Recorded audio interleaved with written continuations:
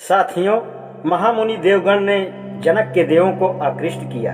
विश्वामित्र ने जब सुदास का यज्ञ संपन्न कराया तो उन्होंने नदियों के प्रवाह को रोक दिया। इंद्र और कुशिक प्रसन्न हुए। हे कुशिक, तुम आगे बढ़कर सुदास के अश्व का उत्साहवर्धन करो और उसे राज्य की समृद्धि के लिए विजय प्राप्त करने के लिए प्रेरित करो। देवराज इंद्र ने वृत्त का पूर्व, पश्चिम और उत्तर दिशा में विनाश कर दिया। इसलिए पृथ्वी के पवित्र स्थल पर सुदास इंद्र की पूजा करें। ब्राह्मणों के लिए अपनी दानशीलता के लिए प्रसिद्ध सुदास आतिथ्य के नाम से पुकारा जाता था। दानशीलता के कारण ब्राह्मण उसका यशोगान कैसे करते थे, ऋग्वेद में देखिए। ऋग्वेद 47:6। हे अश्विन, अपने रथ में भरकर सुदास को धन दो। सागर या आकाश के मार्ग से धन भेजो, जिससे हमें अपार दक्षिणा मिले। पुरुकुत्स के 7 नगरों के विध्वंसक सुदास के विपत्ति निवारक इंद्र, अब पुरु पर द्रव्य वर्षा करो। 1:112-19। हे अश्विन, सुदास को तेज और बल प्रदान करने वाली शक्ति के साथ पधारो। 7:19-3। इंद्र सुदास की स्तुति पर तुमने हर प्रकार की सहायता देकर उसकी रक्षा की। तुमने पुरुकुत्स के पुत्र त्रसदस्यु को बचाया और पुरु की अपने शत्रुओं के वध में तुमने भरसक सहायता की। 7:20-2। वृत्र संहारक इंद्र अपने भक्तों की रक्षा करते हैं, सुदास को स्थान सम्मान देते हैं तथा अपने भक्तों को धन देते हैं। 7:25-3। सुदास को 100 बार सहायता दो, एक सहस मनोवांछित उपहार दो, समृद्धि प्रदान करो, विनाशक शस्त्रों का नाश करो, हमें यश और धन दो।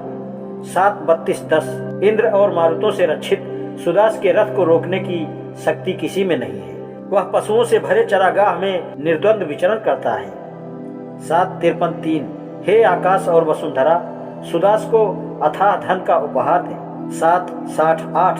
अदिति, मित्र और वरुण सुदास को सुरक्षा प्रदान करते हैं। अस्तु, हे आराध्यगण, हम देवताओं के प्रति कोई अपराध न करें।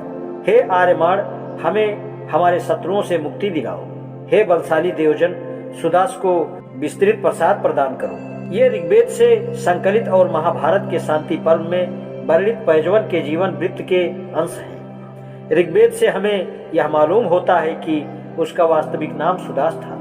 महाभारत में उसे शूद्र बताया गया है, जो एकदम नई बात है। शूद्र का आर्य होना, शूद्र का क्षत्रिय होना और शूद्र का राजा होना, इससे अधिक विस्मयजनक क्रांतिकारी बात और क्या हो सकती है। जीवन वृत्त की खोज को समाप्त करने से पहले 3 महत्वपूर्ण प्रश्नों पर विचार करना जरूरी है। क्या सुदास आर्य था? यदि सुदास आर्य था तो उसकी जाति क्या थी? यदि सुदास शूद्र था तो शूद्र का क्या अर्थ है? हमें दूसरे प्रश्न से प्रारंभ करना बेहतर होगा। इससे समाधान हेतु हम ऋग्वेद का आश्रय लेते हैं। ऋग्वेद में त्रिशु, भरत, तुर्वस, द्रायु, यदु, पुरु और अनु आदि अनेक जातियों का वर्णन है। ऋग्वेद में ही साक्ष्यानुसार सुदास का संबंध पुरु, त्रिशु और भरत जातियों से था। अस्तु, हमें अपनी खोज इन्हीं 3 जातियों तक सीमित रखना श्रेयस्कर होगा। ऋग्वेद में सुदास और त्रिशु का संबंध इस प्रकार दर्शाया गया है। मंत्र 1:63-7 में देवदास को पुरगढ़ का राजा कहा गया है। मंत्र 1:130-7 में देवदास पौरव बताया गया है, अर्थात पुरु का वंशज।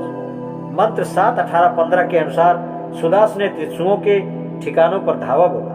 त्रिशु भाग खड़े हुए और उनकी संपत्ति सुदास के हाथ लगी, अर्थात सुदास वित्सु नहीं बताया गया। मंत्र 7:83-6 के अनुसार सुदास और वित्सु 10 राजन युद्ध में एक पक्ष थे। आज इतना ही, शेष कल। धन्यवाद।